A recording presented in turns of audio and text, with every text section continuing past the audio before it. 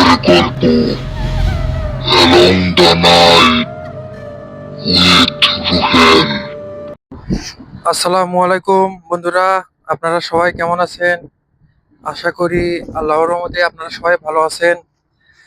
আজকে আবারও সেই গতকালকের ভিডিওতে যে বড় ভাই একটা ভয়ঙ্কর একটা গল্প শেয়ার করেছে। সে বড় ভাই আজকে তার যা জীবনের ঘটা একটি সত্য ঘটনা শেয়ার করবে। সেই ঘটনাটি অনেক ভয়ঙ্কর, যা শুনলে আপনাদের গা শিহরণ দিয়ে উঠবে। তো চলুন গল্প না বাড়িয়ে বড় ভাইয়ের ঘটনাটি শোনা যাক। আসসালামু আলাইকুম ওয়া রাহমাতুল্লাহি ওয়া বারাকাতুহু। কেমন আছেন আপনারা সবাই? আশা করি সবাই ভালো আছেন আল্লাহর রহমতে। যেমন কাটছে সবার দিনকাল, আমি আজ আসলাম আমার এক ভাইয়ের কাছে ভূতের গল্পর অনুষ্ঠানে। আসে নিজেকে অনেক ধন্য মনে করলাম।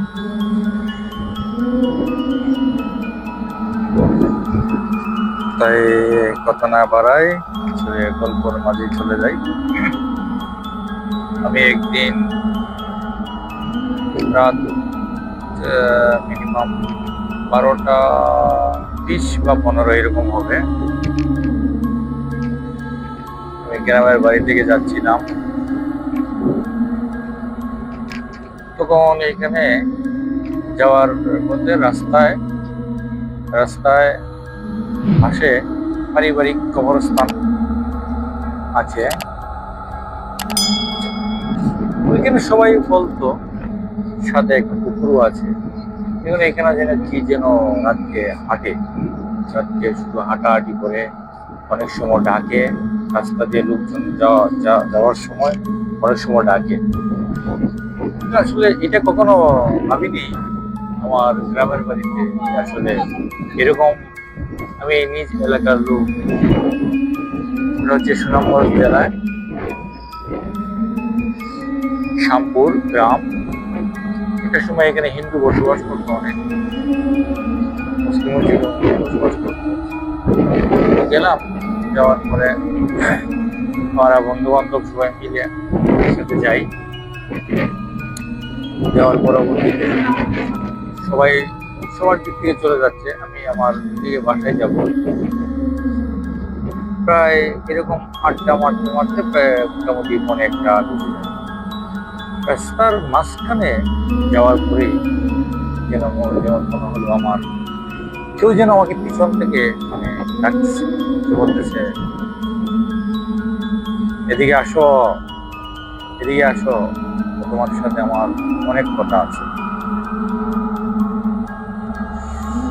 তখন মনে করেন আমি আসলে অ্যাকচুয়ালি এটা বুঝতে পারি না যে আমার সাথে কেউ ডাকতেছে। তোমার একটা বদ অভ্যাস ছিল যে আমি রাস্তায় একা হাঁটলে একটা সিগারেট খাইতে হবে। যাচ্ছি, হঠাৎ করে আমাকে পিছন থেকে ডাকতেছে। তো আমি বলতেছি যে আসলে দুবার কে ডাকে, বললাম যে আসলে কিসের জন্য ডাকে। একবার দেখি ফিরে কেউ একটা ছেলে ছিল, রমেশ করে নাম, আমাদের ফ্রেন্ড সার্কেলের মধ্যে খুব ভালো লেখার মধ্যে, খুব ভালো লেখাপড়া ভালো ছিল। ইন্টারমিডিয়েটে ফার্স্ট ভর্তি হয়েছে। বলতে যে ওকে আমি ডাকতেছি খবর থেকে, তুই কেন শুনতেছিস না আমার ডাক? তোরে তো দুপুরবেলা তার সাথে আমার দেখা হয়েছিল দুপুরবেলা, এরপরে আর দেখা হয় দেখ। আমি তোর অনেকক্ষণ ডাকতেছি, তুই শুনতেছ না, তুই আমার কখন থেকে ডাকতেছিস? বললো, দেখ আমি তোর ম্যাক্সিমাম 1 ঘন্টা ধরে ডাকতেছি। আমি কোথায় ছিলাম? তুই রাস্তার পাশে গল্প করতেছিস, তুই আসবে আমার সাথে কথা বলতে, সবাই একসাথে আসবি হয় না? আমি তোমার সাথে একটা কথা বলবো। তাই নাকি? বল, কি বলবি? আমাকে বারবার বলতে, সিগারেটটা দূরে সরে এলে। সে মিনিমাম আমার দিকে প্রায় 4 ফুট দূরত্ব থেকে কথা বলতে। তুই কাছে আসবি, তুই তোদের ঠিক হতো না, এটা ভালো। মাঝে মধ্যে খাসতে সমস্যা নেই। তো দেন আমি এখন খাই না, বন্ধ করে দিচ্ছি।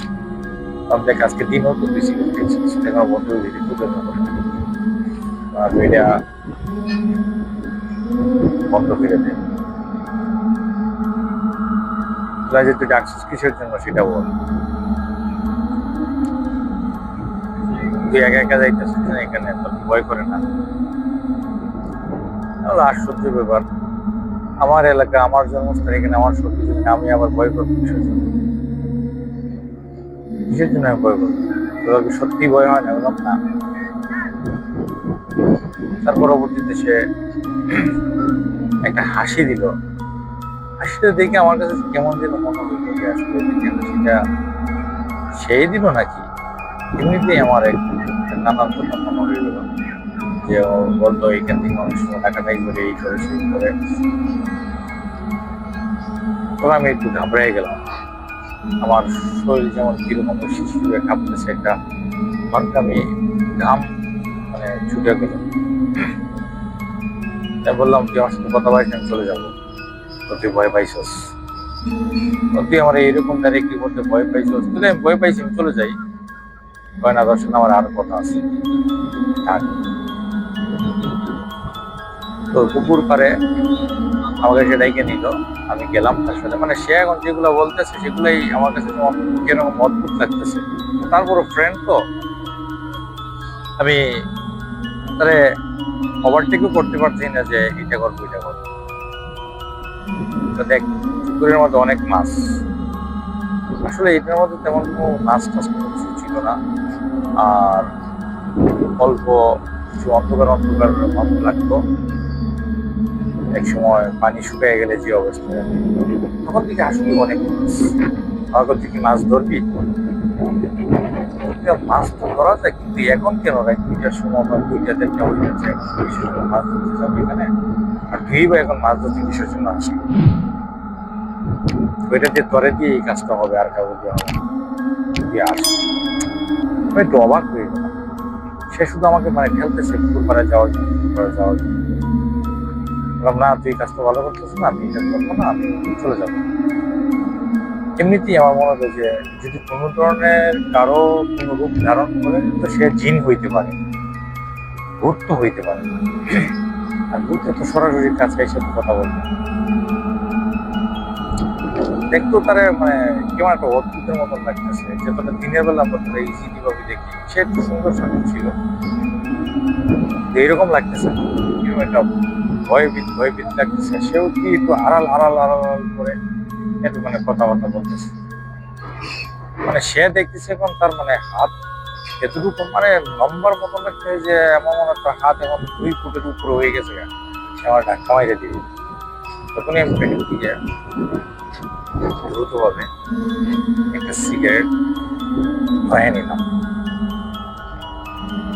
মানে আগুনটা যখন দিছি, সে ওই একটা মানে একটা আওয়াজ করে কিছুক্ষণের মধ্যে সে দেখি আমার গাছ খাইটা চলে গেছে। কিছুক্ষণ দূর দেখতে না দেখতে পুকুরের ওই পারে দেখি সে বলতে, কাজটা তুই ভালো করিস নাই, এটার প্রতিফলন তোর দিতে হবে। আমি অবাক হয়ে গেলাম। অবাক হয়ে দেখি তাই আমার কাছে মনে লাগতেছে আরো 2 জন তার সাথে আছে। একজন মনে হচ্ছে প্রায় 5 ফুট উপরে, তার থেকে 5 ফুট উপরে দাঁড়ায় রয়েছে। একে একে মানে দৃশ্যগুলো ভাবতেছি। আমিও মানে মোটামুটি কাছাকাছি আমার বাড়ির কাছে চলে আসছি। আমি আর কোনো কথা না বলে, আমার মনে হইলো আমার একটা আগুন, তার জন্য মনে হয় সে ভয় পাইছে। আমি আর আমি খুব স্পিডে দ্রুত গতিতে আমি হাঁটা শুরু করলাম। আর সে মানে এই কথা বারবার বলতেছে আমার যে, দেখ তুই কাজটা ভালো করিস না, এটার জন্য তোর খুব পস্তাতে হবে। তখন আমি আর এইগুলা মানে আমার কানে লাগতেছি, আমি চলে গেছি। ওগুলো দ্রুত চলে গিয়া বাসায় দরজা এখন করলাম। আম্মা ছিল, উনি আমাকে দরজা খুলে দিল যে, কি ব্যাপার, তুই এত রাইট হয়ে গেছে আইসিস এখন? সরি, আমি 2-3 বার দরজা নক করতেছি, কেউ যেন দরজা সাড়া দিচ্ছেন। কিন্তু আমার মনে হচ্ছে আমার পিছনে কেউ যেন আমাকে মানে টাইনে নেওয়ার জন্য আসতেছে। তখন আমি বললাম যে, তোরা যা কিছুই করো, আমাকে তোরা ধরতে পারবি না, আমি অলরেডি বাসায় চলে আসছি। আমি একটু ভয় পাইলাম, সিগারেট আমার হাতে আগুন চলতেছে, ওইদিকে আমি দরজায় নক করছি, দরজা খুলতেছে না। ঢুকলাম, যে পরে খুলছে বলে এত সময় ধরে আমি যতটুকু জানি 2 থেকে 3 বার দরজা আমাদের নক করছি, কিন্তু আমার আম্মা বলতেছে যে অন্তত আমার 20-25 বার নাকি আমি দরজা নক করতেছি। আসলে সিচুয়েশনটা তো এমন ছিল, নিজে নার্ভাস ফিল করতেছি আর কন্ট্রোল করতে পারছি না আসলে কি হচ্ছে আমার সাথে। এসব করার পরে আমি একটু হাত মুখ ধুইলাম, অল্প খাবার খাইলাম। তখন আমি ওইটা চিন্তা করে দেখলাম যে ওইটা তো গ্রামে শুইতে পারে না, ওইটা তো ওইখানে কোনো কিছু একটা উপরি কোনো কিছু হবে। আমাদের গ্রামের বাসায় যেটা বলে আর কি, কিছুর মতো একটা হবে। যেহেতু আমি পরবর্তী করতে করতে এরকম করতে করতে প্রায় রাত 3:30 বাজে গেছে। আমি শুয়ে গেলাম। সকালবেলা উঠে দেখি আমার সারা শরীর ব্যথায় পড়ে গেছে। আমি তো চিন্তা করতে এসে যে বললাম আমার পরিস্থিতি ভালো হবে না শেষ পর্যায়ে, সেটা কি সেই কথাই নাকি অন্য কিছু? আমি আর ধৈর্য রাখতে পারিনি। তখন আমি আমার ওই আমার সাথে জিনিসটা শেয়ার করলাম। উনি বললো দেখ এই জায়গাগুলো ভালো না, তো অনেক সময় তোর চাচারা এদেরকেও অনেক সময় দুপুরবেলা অনেক সময় ঠাপায় রেখে দিছে, তো 2-3 নিয়ে তুলে আনা রাখছে, করে কাজ করে নাই তো শরীরে ওনার না কোনো কাজ করে কোন একটু ফুট দিল আর দেওয়ার পরে মোটামুটি কিছুক্ষণ পরে দিকে একটু আরাম লাগতেছে। কিন্তু প্রতিনিয়ত সে আমার মনে হচ্ছে যে আমার পিছনে ঘুরতেছে প্রতিনিয়ত। এরকম করতে করতে প্রায় 15-20 দিন গেল। পরবর্তীতে আমি চলে আসলাম, সিলেটে চলে আসছি। আমার কাছে প্রায় সময় যে মনে হচ্ছে সে আমাকে ডাকতেছে, আসবো বা আসবো বলতেছে। একটা ভয় ভীতির মধ্যে ঢুকে গেলাম। অ্যাকচুয়ালি আমি ভয়ে পাইছি শেষ পর্যন্ত। তারপরে আমি চলে আসছি সিলেটের টাউনে আমাদের বাসায়। সেখানে আসার পর আমার মনে হচ্ছে যে আমার আশপাশ আছে, বাথরুমে গেলে মনে হইতো, ওইদিকে একা থাকলে মনে হইতো। শেষ পর্যন্ত বেঙ্গল হুজুরের শরীরপূর্ণ হইলাম। উনি আমাকে বললো তুমি অনেক বড় একটা বিপদ থেকে বাইচে গেছো, যদি তুমি মাছ ধরতে বা তার সাথে সঙ্গ দিয়ে নামতো তাহলে তুমি আর উঠতে পারবে। এগুলো পুরানা লোক, অনেক পুরানা, এগুলার কবর অন্তত পক্ষে 100 বছরের উপর হয়ে গেছে। আমার বর্ণনা পদ্ধতি যেটা আমি দেখলাম আবার একটু হয়ে যাবে। নেক্সট টাইম গেলে তুমি এদিকে যাইও না, যাইও না, তুমি না যাওয়াটাই বেটার। তুমি তোমার বিরত থাকো, নামাজ টামাজ করো, দোয়া করো। তারপরে আমার মনে হচ্ছে যে অন্তত 3 মাস আমার এটা নিয়ে অনেক ডিস্টার্ব ফিল করা যাচ্ছে, নার্ভাস ফিল করা যাচ্ছে। মানে সন্ধ্যার পরেই যেমন আমাকে একটু ভয় করবে, মনে হয় 4-5 মাস পরেই শুনি যে এই পুকুরে একটা ছেলেকে ধাক্কা দিয়ে ফেলা দিয়েছে, সেইখানে মারা গেছে। ঢুকে ফেনা টেনা নাই,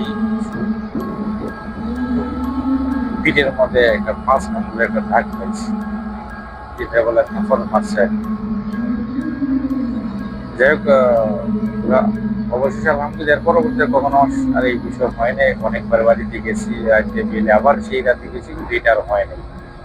আর এখন তো পল্লিগ্রাম তো পুরো টাউনের মতো বছর, অনেকে বাসা বাড়িও বানাই দিচ্ছে আশপাশ, মানে সিমগুলা হয়ে গেছে। যাই হোক, যদি ভালো লাগে আমার গল্পটা আপনাদের কাছে, তো কমেন্ট লাইক করবেন ইনশাআল্লাহ। আর এইরকম আরো কোনো জীবনে অনেক গল্প আছে, অনেক সময় পরিস্থিতি, অনেক সময় যেটা দেখা যায় না, আমরা তো কানে শুনি না, অনেক সময় চোখে দেখি। ওকে, ধন্যবাদ সময় দেওয়ার জন্য সবাইকে। ভালো থাকবেন। ধন্যবাদ বড় ভাই, আপনি এমন এক ঘটনা বলছেন যা শ্রোতারা আসলে ভয়ের শিহরণ জাগাতে সাহায্য হবে।